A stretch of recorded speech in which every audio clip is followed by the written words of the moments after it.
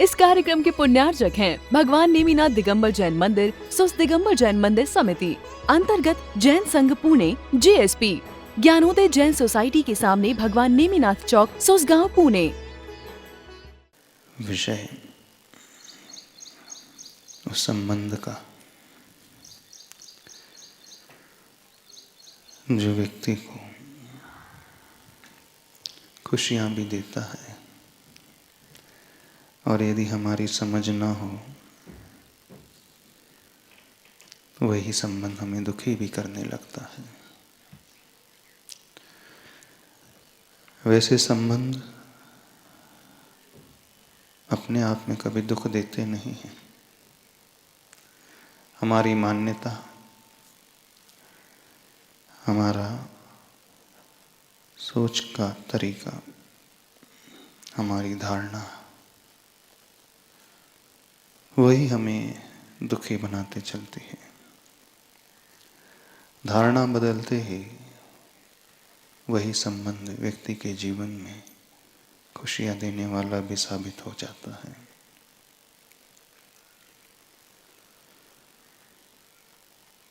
हम जैसा सोचते हैं उसके अनुरूप हमें सामने वाला व्यक्ति भी दिखलाई देने लगता है। जो कल तक बहुत अच्छा था, अचानक उसके प्रति भाव ठीक नहीं रहते हैं। कल तक जो बुरा था, सोच बदलते ही वही व्यक्ति अच्छा भी लगने लगता है। अब व्यक्ति वही रहता है, लेकिन हमारा देखने का नजरिया बदलते ही अब हमें उसमें अच्छाइयाँ नजर आने लगती हैं, और नजरिया दूसरी दिशा में जाता है तो उसी व्यक्ति में हमें कमियां भी नजर आने लगती हैं। There is no one who is zero defect here, and also there is no one who is 100% defect here. संसार में ऐसा कोई भी नहीं रहता है जो जीरो डिफेक्ट को लिए हुए होता है, और अदरवाइज भी वैसा ही ट्रू होता है। कोई भी ऐसा नहीं है जो 100% अपने भीतर डिफेक्ट को लेकर के चलता है।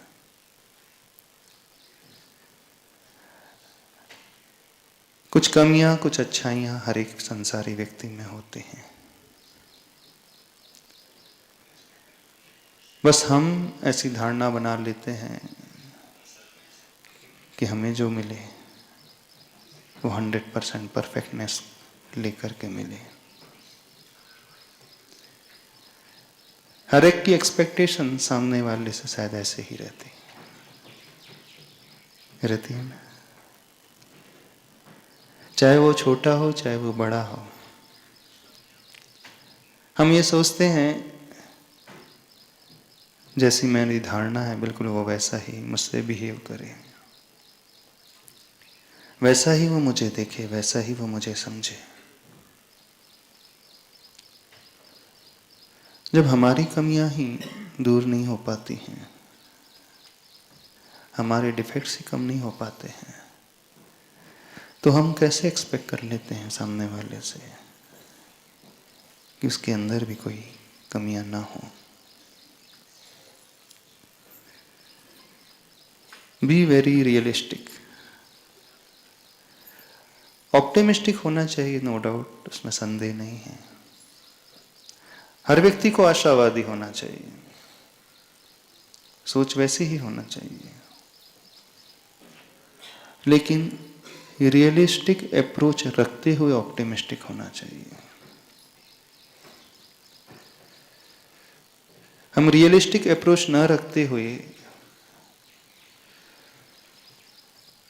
मिस्टर परफेक्शन अथवा मिस परफेक्शन, मिसिस परफेक्शन देखना चाहते हैं।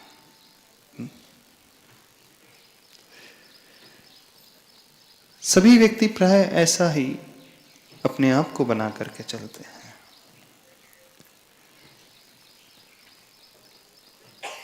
अब जो जैसा है ही नहीं, हम क्यों इतना एक्सपेक्ट कर लेते हैं सामने वाले से? फिर वो किसी भी रिलेशनशिप की बात हो, घर में रहने वाले व्यक्तियों के बीच की रिलेशनशिप की बात हो, खासकर सास बहू के रिलेशनशिप की बात हो, सासू माँ की एक्सपेक्टेशन बहू में 100% की रहती है, बहू के भीतर भी एक्सपेक्टेशन सासू के प्रति 100% परफेक्शन की रहती है। संसार में कभी भी 100% परफेक्शन मिल ही नहीं सकता, सिर्फ एक ही जगह मिल सकता है, जब व्यक्ति प्योर हो जाता है, प्योर सोल में कन्वर्ट हो जाता है, और प्योर सोल यहां रहने की अधिकारी नहीं रहती है। शुद्ध आत्मा यहां रह ही नहीं सकती, शुद्ध आत्मा ऊपर की ओर रहती है। हम प्रार्थना करते हैं, भावना भाते हैं, पूजन करते हैं, शुद्धात्मा होने की। हर व्यक्ति पूजा करता है मंदिर में जाकर के अपने प्रभु की, इष्ट की, और भावना भाता है कि मैं भी कुछ कुछ वैसा ही हो पाऊं। जब मंदिर में आप ये भावना भाते हैं, वंदे तद्गुण लब्धे, प्रभु जैसे आपके गुण हैं मेरे भीतर भी वैसे ही गुण आ जाएं। जो क्वालिटीज आपने पाली हैं उन क्वालिटीज को मैं भी पालूं। इसका सीधा सा अर्थ है कि प्रभु के पास जाकर के आप स्वयं में मानते हैं कि अभी हम इम्प्योर हैं, परफेक्शन हमारे भीतर नहीं है, और हर व्यक्ति यही कहता है। तो इसका सीधा सा अर्थ है हम रियलिटी को डिनाई करने की कोशिश करते हैं जब संबंधों की बात आती है। छोटा बड़ों को डिनाई करने की कोशिश करता है, बड़ा छोटों को डिनाई करने की कोशिश करता है। बस यही प्रॉब्लम की शुरुआत हो जाती है। झगड़े की जड़ यदि कहीं है तो सामने वाले व्यक्ति में नहीं है, झगड़े की जड़ हमारे भीतर मौजूद है। हम उस जड़ को ठीक करना शुरू करें पहले। जो हमारी जड़ में कीड़ा लग चुका है उसे निकालना हम दूर करें। जब तक हम अपने जड़ को ठीक नहीं करेंगे, अपने मूल को नहीं सुधारेंगे, तब तक सामने वाला भी नहीं बदल पाएगा। किसी को बदलने के लिए यदि हम चाहते हैं अपने जैसा बनाना उसे, सासू माँ चाहती है बहू को अपना जैसा बनाना, चाहते हो कि नहीं? सही सही में वैसे ही चाहते हो? नहीं, आप सही में वैसा नहीं चाहते। यदि आप सही में बहू को अपने जैसा ही बनाना चाहोगे और बहू आप जैसी बन जाए तो आप जी नहीं पाओगे। बिल्कुल सत्य है, फैक्ट, सत्यता यही है। बहू सासू को अपने जैसा बनाना चाहती है, अगर सासू उसके जैसी बन जाए तो वो भी नहीं जी पाएगी चैन से। चैन से व्यक्ति तभी जी सकता है वो जैसा है वो वैसा ही रहे और आप जैसे हैं वैसे ही रहे। सीधा सा गणित है। तो आप एक्सपेक्टेशन भी विपरीत ही रखते हो, दूसरी ही रखते हो, कहते कुछ और हो,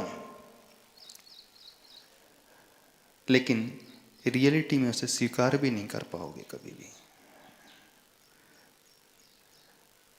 बस इसे समझने की कोशिश करें।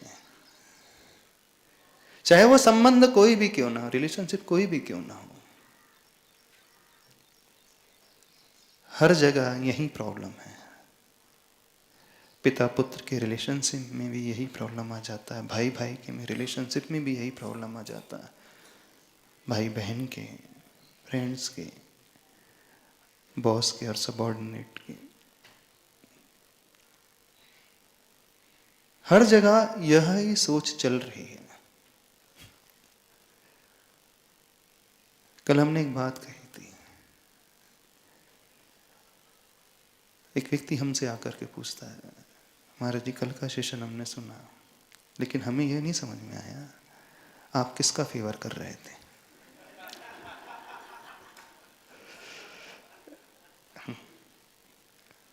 आप सासू माँ का फेवर कर रहे थे कि बहू का फेवर कर रहे थे? कभी आप उनके फेवर में हो जाते, कभी आप इनके फेवर में हो जाते। आपका पॉइंट ऑफ व्यू कहाँ है? आपको क्या लगता है हम किसके फेवर में, किसके फेवर में हमें होना चाहिए? किसके फेवर में, बड़ों के कि छोटों के?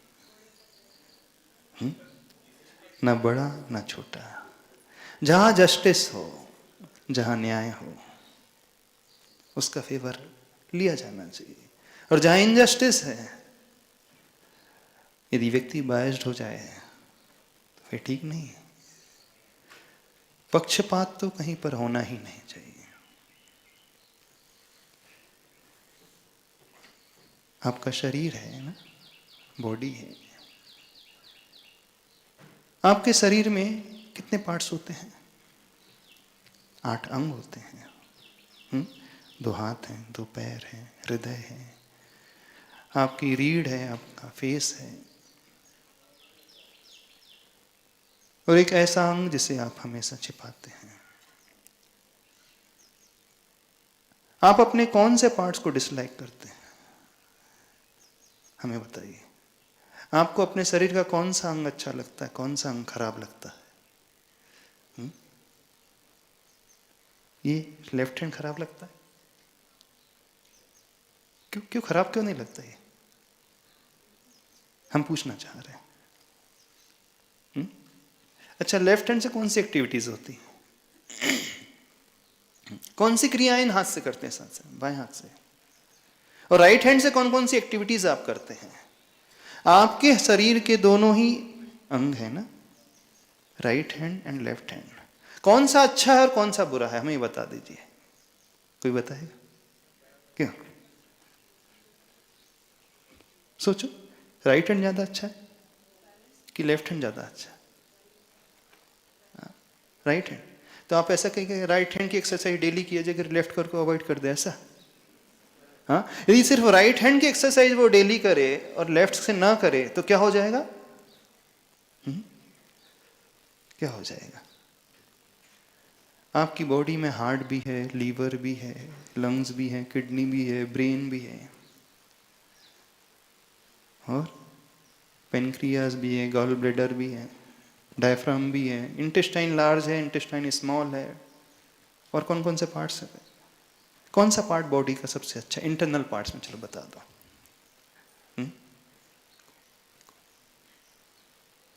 लार्ज इंटेस्टाइन कैसी है?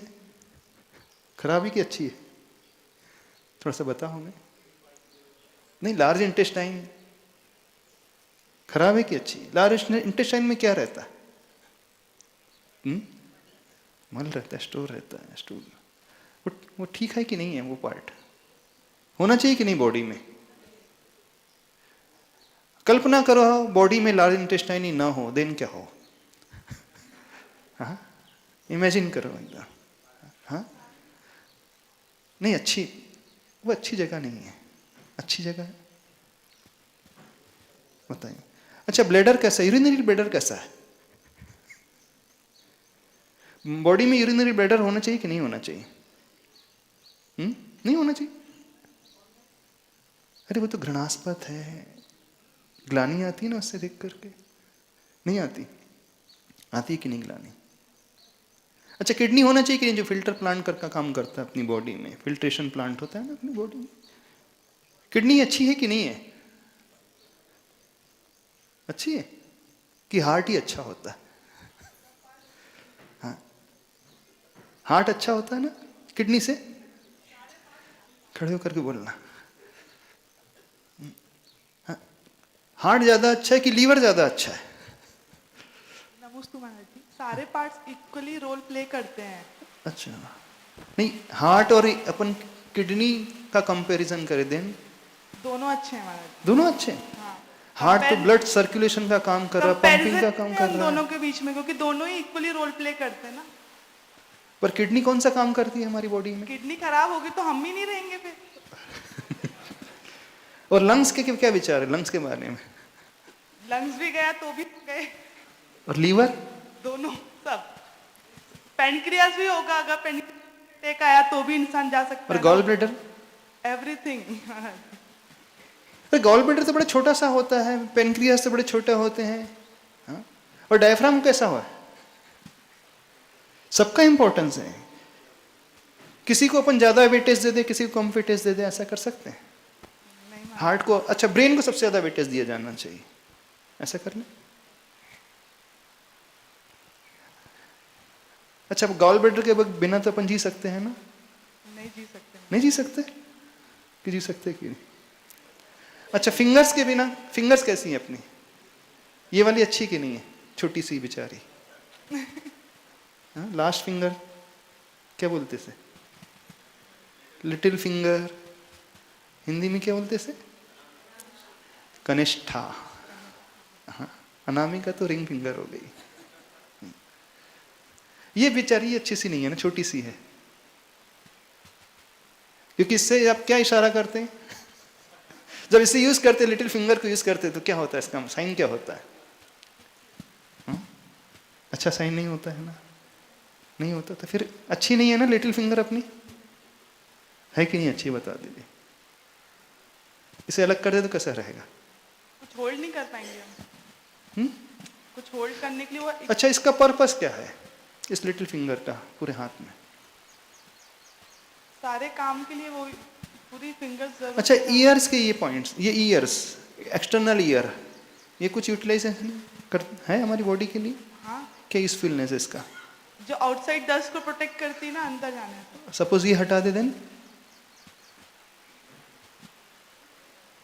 तो भी नहीं चलेगा ना?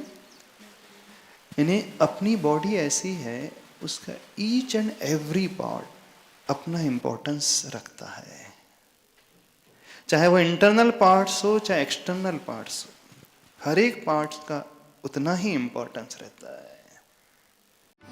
इस कार्यक्रम के पुण्यार्जक हैं भगवान नेमिनाथ दिगंबर जैन मंदिर, सुस्त दिगंबर जैन मंदिर समिति, अंतर्गत जैन संघ पुणे, JSP, ज्ञानोदय जैन सोसाइटी के सामने भगवान नेमिनाथ चौक, सुसगांव, पुणे।